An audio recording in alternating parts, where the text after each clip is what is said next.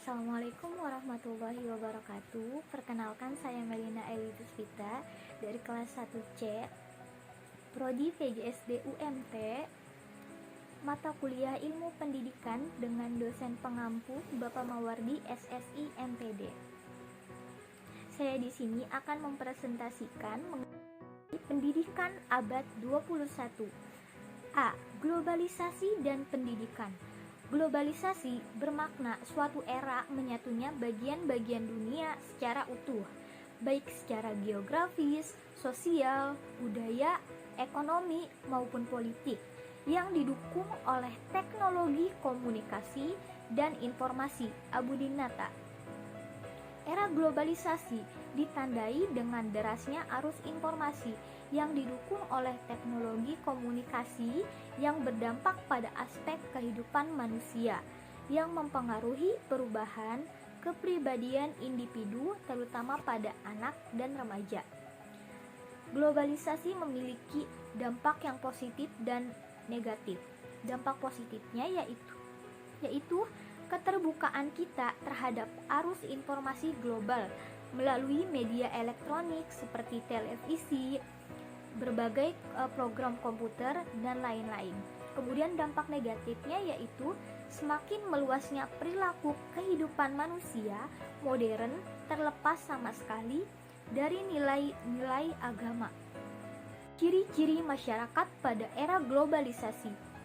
Tilaar menjelaskan ciri abad 21 didukung oleh kemajuan teknologi, khususnya ilmu komunikasi, yang melahirkan suatu bentuk dunia baru tanpa batas atau dikatakan juga borderless.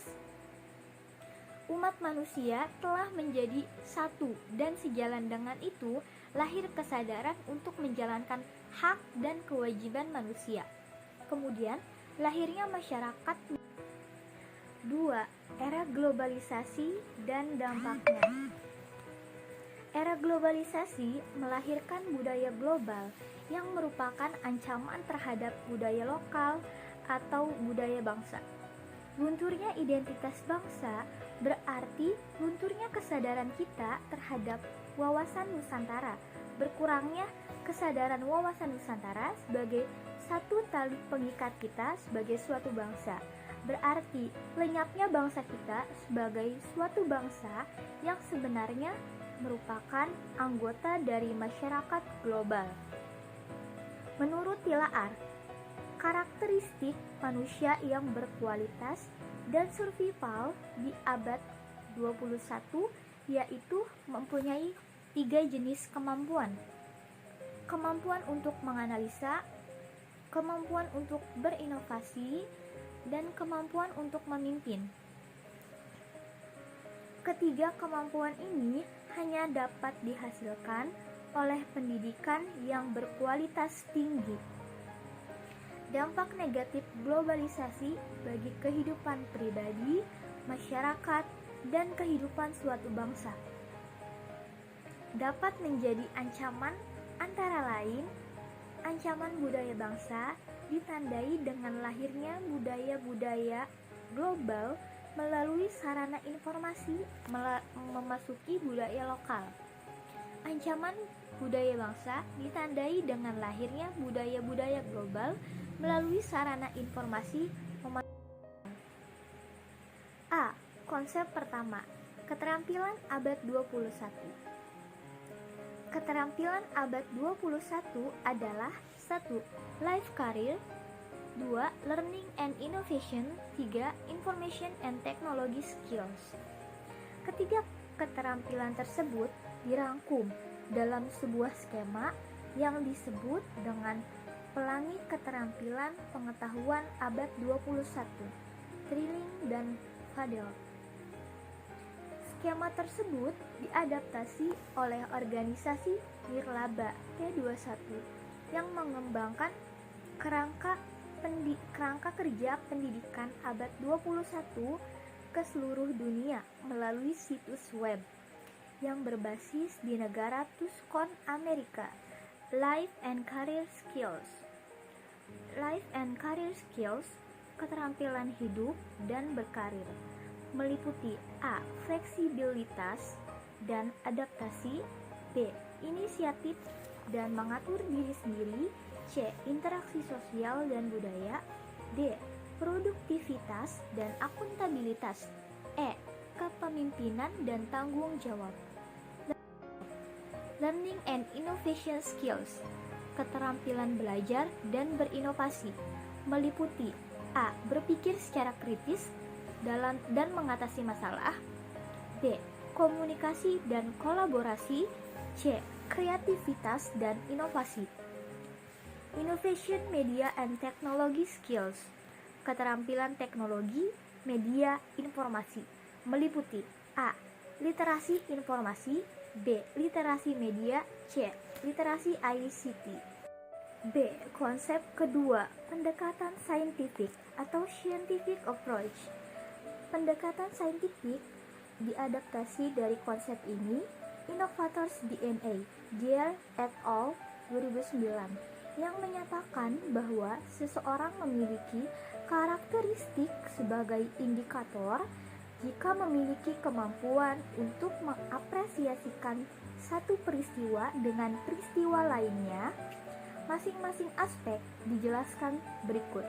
Associating, yakni kemampuan untuk menghubungkan sesuatu yang kelihatannya tidak memiliki skater hubungan masalah, pertanyaan atau gagasan dari berbagai aspek yang berbeda. Merupakan pusat dari DNA inovator. Questioning, yaitu kemampuan untuk bertanya tentang sesuatu hal yang berkaitan dengan banyak masalah. Telepon dengan desain. Dalam silabus, questioning diturunkan menjadi bertanya. Observing, seorang inovator melihat sekeliling dengan teliti, termasuk diantaranya teman, keluarga, lingkungan, dan masyarakat.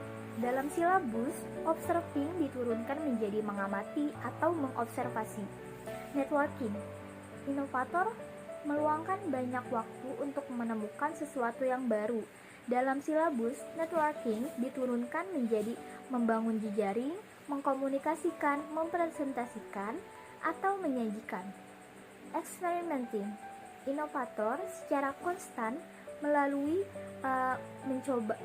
mencoba dan mengimplementasikan gagasan baru.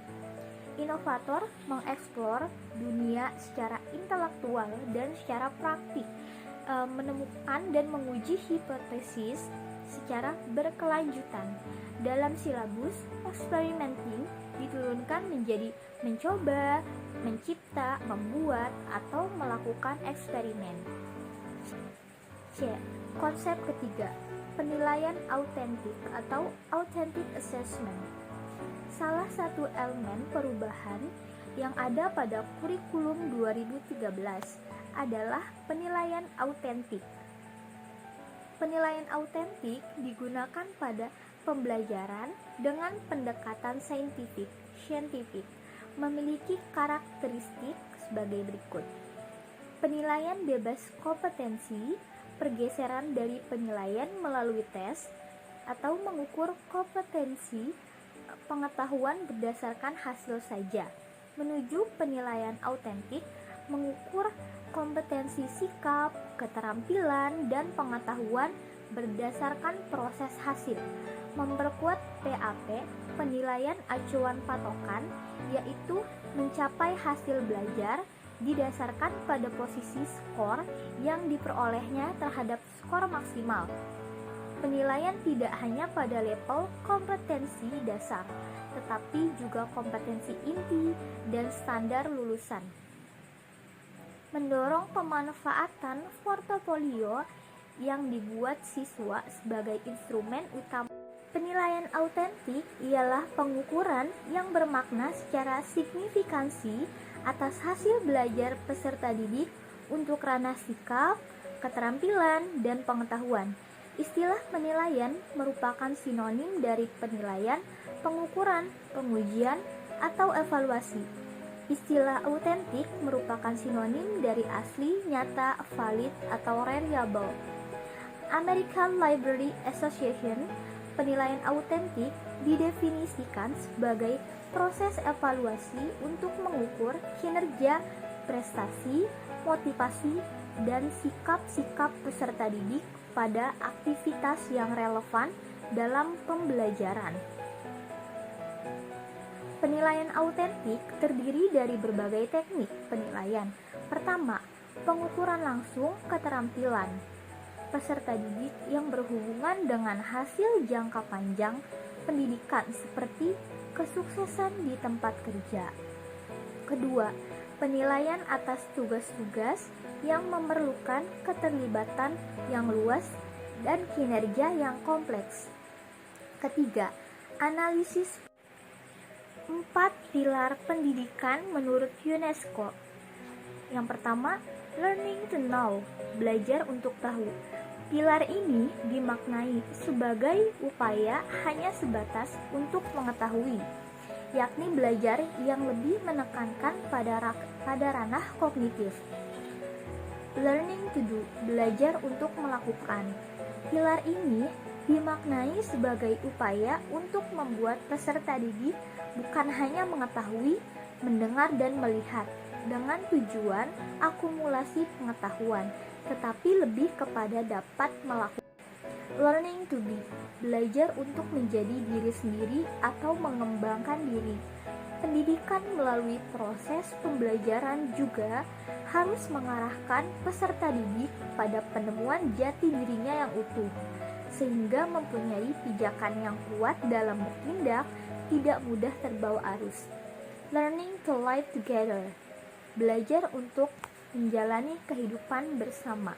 Learning to live together adalah belajar untuk bekerja sama. Pilar keempat atau terakhir ini memaknai belajar sebagai upaya agar peserta didik dapat hidup bersama dengan sesamanya secara damai. Sekian yang dapat saya presentasikan, kurang lebihnya mohon dimaafkan. Wabillahi taufiq wal hidayah. Wassalamualaikum warahmatullahi wabarakatuh.